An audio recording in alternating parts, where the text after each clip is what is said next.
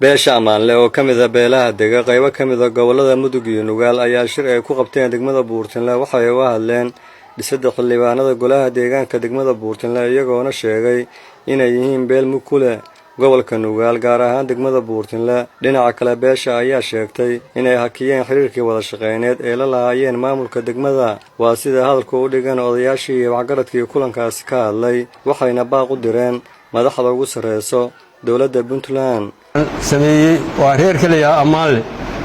wixii ay shalay lahaayeen iyo wax loogu daro way doonayaan oo man qaadan mahayaan waa ka shireen waa diideen waa isku raacsan yihiin sagiir iyo kabiir miyi iyo magaalo waa isku raacsan yihiin dadweynaha waxaan maqashiinayaa waxay leeyihiin hal iska soo ururiyo haddii sidii hore ay tahana karoos bay saareen inayan xubintaa qaadan umana nisboobaan halkan waxaa fadhiya beesha Amaanle waxayna intaa u fadhiyeen intaa toddobada bari intaan iyo in kale oo ka sii maqanba kan maqnona uu kula jira oo hadda meelaha jira in ay ka hadlaan xuquuqda ay leeyihiin dawladda Puntland ay la hadlaan xaqoodana beesha loo ogolaado ayagoo in badan xaqa daba joogay kana hadlayay oo lahaa war annagu wixii aan lahayn aan hello annaga dawladdu waxay naga qaadaa wixii nagu lahayd laakiin wax nooma soo celiso xaqaan leenahana nama siiso waxa weeye hadda degmaan deganahay waxa ku tiyaala 44 waxa la tuulo 44 waxa la sheegay dhowr iyo 10 inay gaar u leeyihiin Amaanle ilaa 13 inay wax ka degan yihiin magaaladan aan deganahay oo hadda Buurtinle na degaan fiican bay ku leeyihiin waa degan yihiin dhinaca ganacsiga waxay ka yihiin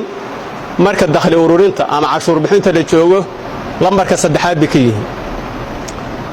waxay leeyihiin mudnaanteeda in la siiyo xaq ay leeyihiin la siiyo oo ay dawladooda ka doonayaan waxa la isku raacay in dib loo eego wala walbana xuquuqdeeda la siiyo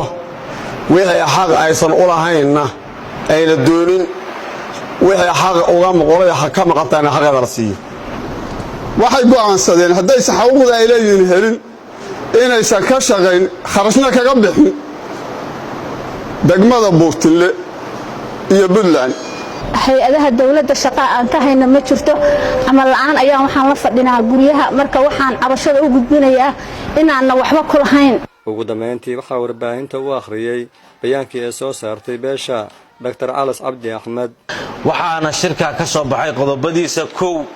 qodobka koowaad go'aan inay ka qaateen beesha Amaanle awood qaybsiga beeleed ee degmada Buurtinle inaysan dulmi ku raadsan inaysan qaadan waxa u galma labo xuquuqda awood qaybsi ee degmada Buurtinle inay beeshu ku raadiso si nabadgelyo leh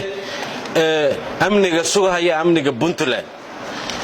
saddex qodobka saddexaad waxaan hakad gelinay wada shaqayntii degmada Buurtinle maadaama aanan wax ka dhisan ogeyna